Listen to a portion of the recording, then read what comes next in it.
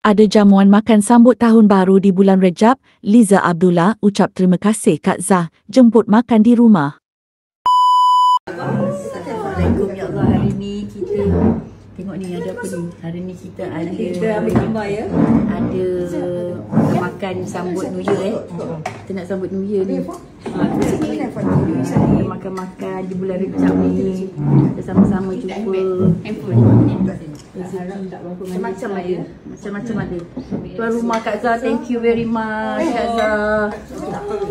Kak Zah Dapat juga apa ni Liza. Kak Liza Datang rumah Kak Zah. Alhamdulillah. Alhamdulillah. Terima kasih Cik Zah kita atas kesudian menjemput kita. Berkat semua ya. Kita boleh start lagi ya. Starter. Nani. Ya.